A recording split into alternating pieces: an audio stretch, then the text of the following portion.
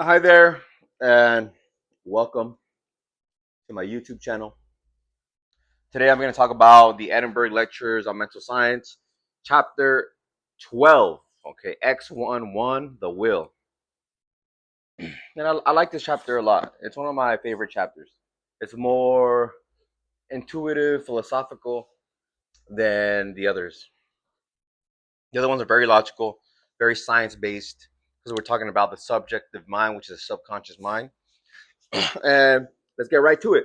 The main idea of this chapter is that the will is not the creative faculty. It is a mental faculty likened to a tool that holds something in place. And that something that you're holding in place is the thought form, okay, that you are creating or manifesting, right? That you're manifesting. Because you don't really create anything. You're just using energy, which is already created, molding it with your will and imagination. And in imagination, you hold that image. So it is imagination that's the creative faculty, and the will is just a tool that holds it. I'm going to share a few quotes that will help you understand the process. Okay. This dude loves he loves my socks. He got my sock right now. I took them off because my feet were getting hot, so I just took them off. And who has my sock?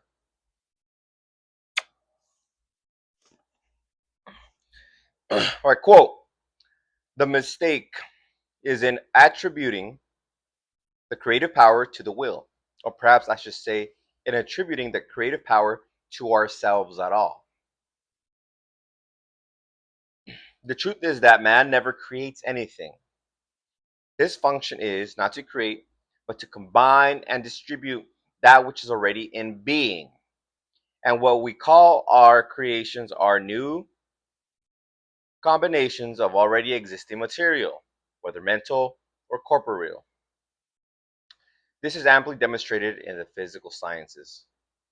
No one speaks of creating energy, but only of transforming one form of energy into another. And if we realize this as a universal principle, we shall see that we shall see that on the mental plane as well as on the physical plane. We never create energy, but only provide the conditions by which the energy already existing in one mode can exhibit itself in another. Next quote. If using the word in its widest sense, we may say that the imagination is the creative function. We may call the will the centralizing principle.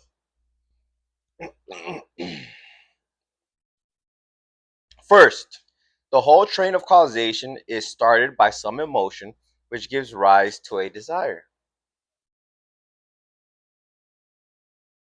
I'm going to stop right there. This is very important. This is the process of manifesting. You have a desire, you want it. And everybody has different desires, they want different things. Next, the judgment determines whether we shall centralize this desire or not. I'm gonna stop right there. We judge whether we want it or not. Is this a good thing, or is this good for us and for everybody, or is it just a very selfish thing? Is there negative consequences to this? Is it coming from a negative emotional state, or is it a positive emotional state? Okay, let's continue.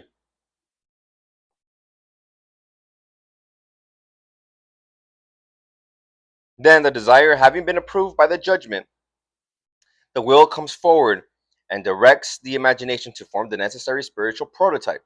And the imagination, thus centered on a particular object, creates the spiritual nucleus, which in turn, which in its turn acts as a center round which the forces of attraction begin to work and continue to operate until the law of growth, the concrete result, becomes perceptible to our external senses. All right. I'll repeat it again. Then the desire having been approved by the judgment, the will comes forward and directs the imagination to form the necessary spiritual prototype. And the imagination, thus centered on a particular object, creates a spiritual nucleus, which in its turn acts as a center around which the forces of attraction begin to work and continue to operate until, by the law of growth, the concrete result becomes perceptible to our external senses. Bang! That is so powerful right there. It's saying the exact process to manifestation. Know what you want. Decide that you want it. After deciding that you want it, the will brings in the form, okay? This force, this energy, this power brings in the form in imagination. Using the imagination, okay? The will and imagination, you create this form.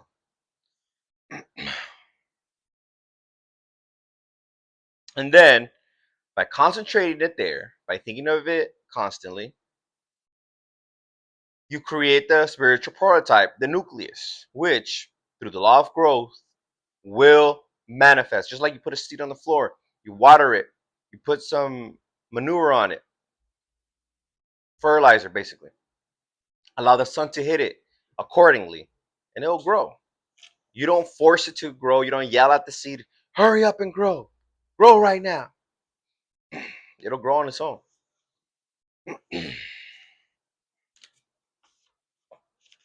So know what you want, okay, and see yourself with it. See it as an accomplished fact in your mind, and then expect it through the law of growth, through the law of causation, thought and law of growth.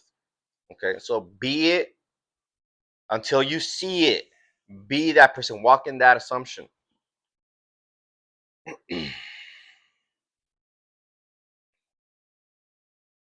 Okay, I'm going to share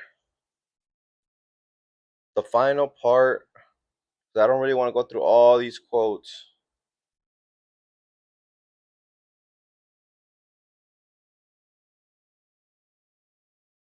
So many quotes.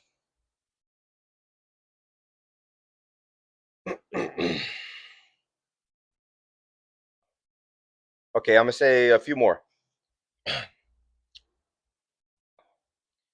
If we maintain any given mental attitude, we may reckon with all certainty on the law of attraction, drawing us to those correspondences, which exteriorly symbolize the attitude in question.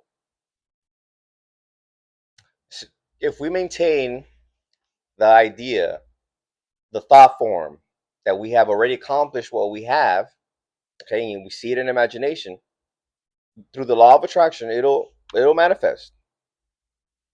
Okay. If we maintain any given mental attitude. If we maintain, you know, this means if we stay true to it and not think the opposite. Next quote.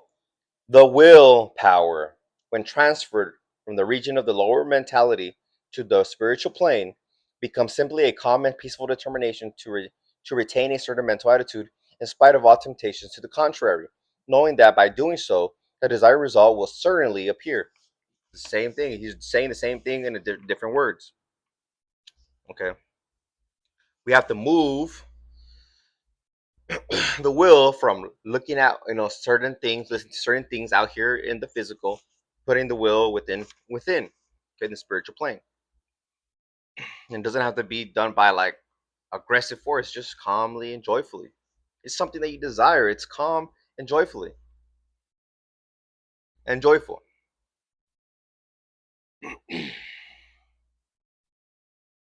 When the will realizes its power to deal with first cause, it is no longer necessary for the operator to state to himself in extenso all the philosophy of its action every time he wishes to use it. But knowing that the trained will is tremendous, is a tremendous spiritual force acting on the plane of first cause. He simply expresses his desire with the intention of operating on that plane and knows that the desire thus expressed will in due time externalize itself as concrete fact.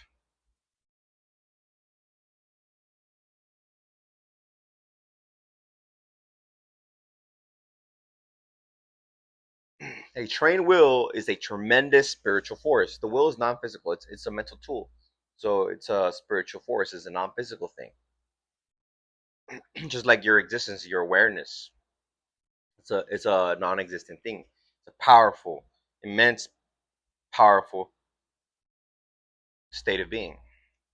Your awareness is a state of being. You are a being, a non-physical being. All right.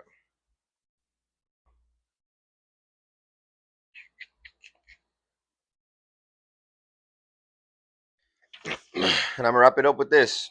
Okay, this quote that summarizes what his message was towards the end and saying that make sure it's a positive thing that you're doing, not a negative thing, because the same energy that you send out will come back. Okay.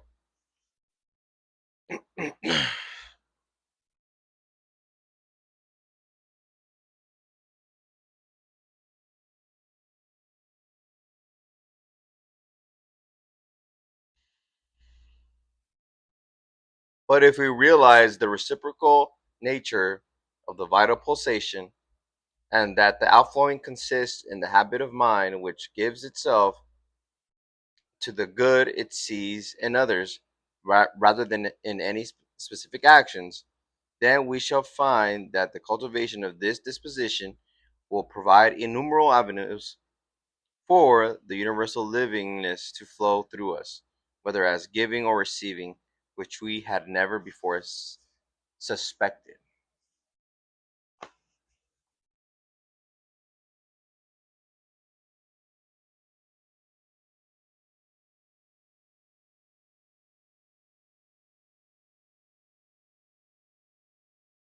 It only sees good. So if you see good in others, you're going to receive good. You're going to be surprised by the goodness that comes to you. That's why my coach, Aries, he was my dating coach, but now he's more of a manifesting coach. And I'm in part of the community that we have. He says, nothing's good or bad. Just give it a meaning. See the good in it. Nothing's good or bad. We give it meaning. So why not give it a good meaning? Viktor Frankl, okay, the guy who was in a concentration camp, he says between stimulus and response, I have the freedom and power to choose the response. So we have that amazing power as human beings. And here's something I want to leave you with that allows us to be calm and relaxed, okay? Quote, it is not necessary that we should be always either consciously projecting our forces to produce some external effect or work out the details of some metaphysical problem, but we may simply realize ourselves as part of the universal livingness and thus gain a quiet centralization which, though, though maintained by a conscious act of the volition, it is the very essence of rest. From this standpoint, we see that all is life and all is good, and that nature, from her clearly visible surface to her most arcane depths, is one vast storehouse of life and good, entirely devoted to our individual use. Okay. We have the key to all her treasures, and we can now apply our knowledge of the law of being without entering into all those details which are only needed for purposes of study. And doing so, we find it results in our having acquired the consciousness of our oneness with the whole. And I added a little note. A belief of goodness and oneness or mutual benefit is a state of tranquility.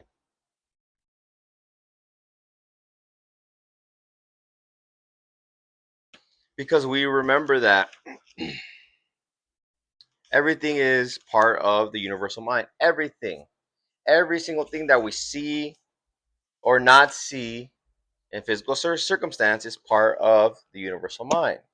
And within its most obvious circumstance to the arcane depths to the with all the way down to the smallest things and non-physical things, it is goodness, and it's there for our benefit when we decide to think of the universe as a loving universe. Okay. I believe it's Albert Einstein who said, "What's the your answer to the question of whether the universe is a loving universe is telling of your perspective." Okay, and how the universe is gonna project to you certain things. Okay, the universal mind is subjective. It's not. It doesn't have an individuality. It just operates through laws. It doesn't have its own personal, uh, individualistic idea. Because then it's like personality. It doesn't have its individual personality. Because then it's thinking in the field of separation. Now it's in the field of separation. It's not in the field of separation. Universal mind, spirit is not in the field of separation. It is everything. Okay. It is everything. So if it created everything and it is within everything, right? This life force that we see within, our pets, ourselves, and the plants and the birds and the trees and the universe, it's a non-physical force called life force and intelligence. And when it's non-physical, can't be divided, can't be separated, can't be destroyed. It is immortal, just like our awareness and our intelligence. So if we remember that the universe is working for the support of all life.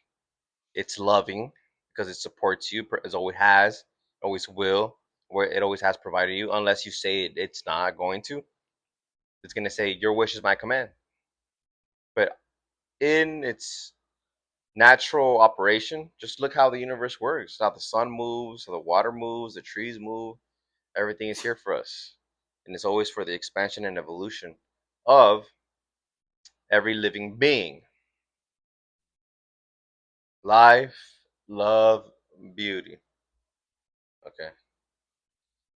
That's where the universal mind is. Wherever there's life, love, and beauty, universal mind is there. Wherever there is death, hate, or fear, ignorance, and ugliness, it's the absence of primary cause or a God, the creator, the universal mind, or yourself, the individual mind. Because an enlightened individual mind, again, will see the good in things. It would always want and achieve the good. So be good. Okay.